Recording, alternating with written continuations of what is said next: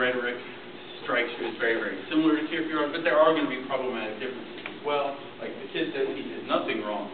And in our Abraham story, we find someone who did do something wrong, or the ethical standard was considered right. And here we find someone who he says we view as wrong, even though he did nothing wrong. But in a certain sense, that's a bit falsifying. He did do something wrong.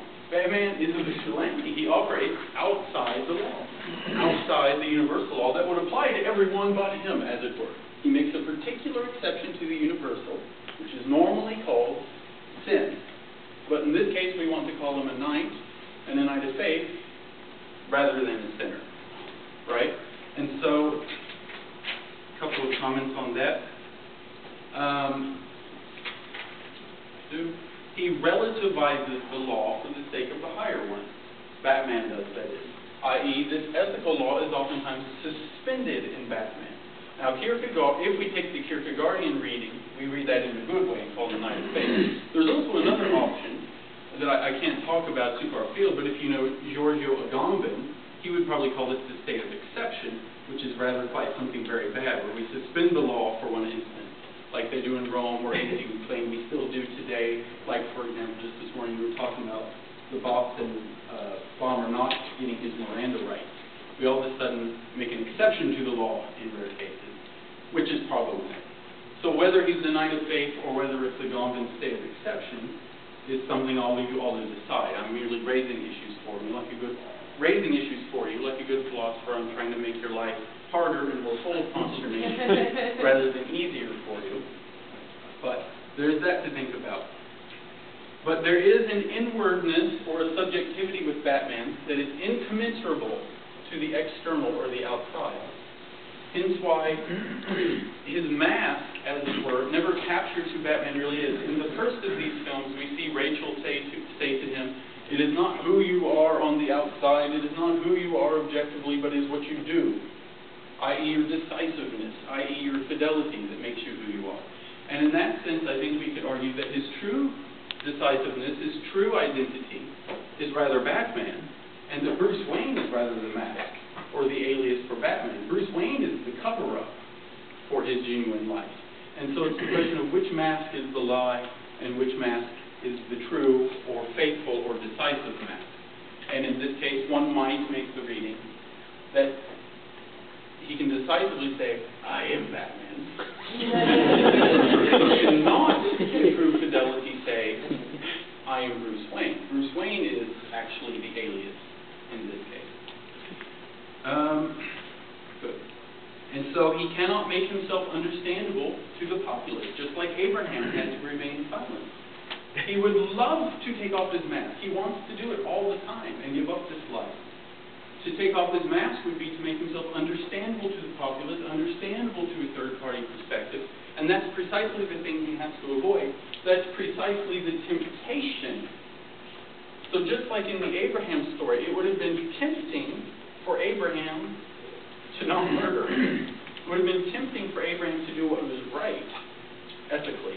Just as it would be tempting for Batman to follow the law and do what is right, according to the universal ethical standard.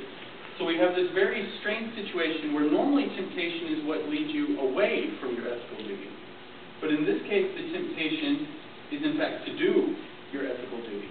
The temptation is to do what is right, and that's the very thing that needs to be avoided, in fact. You can be tempted with what is good and right, which is a very strange sort of phenomenon, I think. But I think that's the sort of picture we're getting here. And so, Batman is always at that summit of either or.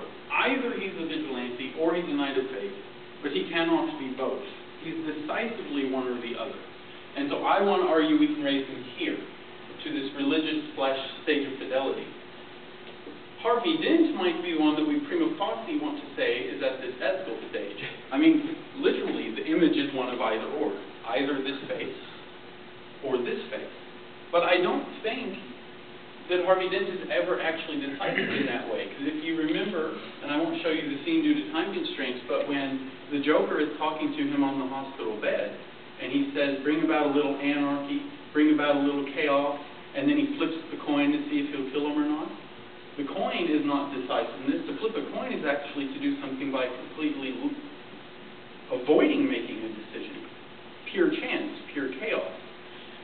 Harvey Dent, while it seems like he would miss this ethical sphere of either or, is actually practically not even there yet, because he does things by chance, i.e. he fails to make genuine decisions.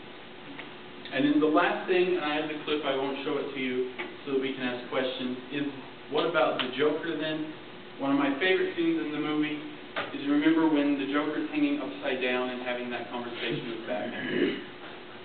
And slowly the camera moves so that he's right side up, even though he's upside down, so you see him free floating. The Joker is chaos in the sense of being free floating. The Joker exists without a ground. In German, ground and reason are the same term. He exists without reasons, without why.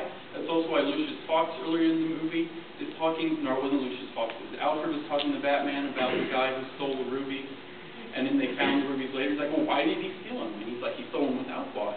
He just wanted to watch it burn. And we see the Joker later get all this big, huge pile of money, and he just burns it. The Joker seems to exist without reasons, so also outside the ethical sphere, but we don't want to put him down here. We might have to look at Nietzsche or something like that and figure out the Joker. Kierkegaard may not be as helpful here, but he seems to exist without a why, without a reason, without a ground. And I'll leave you with this notion of without why is the exact same rhetoric we would find in mystical Christian religious authors like Marguerite Poreta, who says that the greatest good is without why.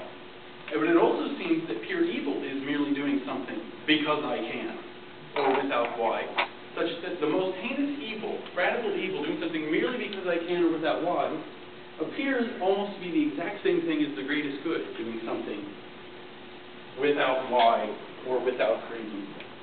And so hopefully that strikes you as a bit peculiar as well, that radical evil and the greatest good seem to be the same thing, acting without why.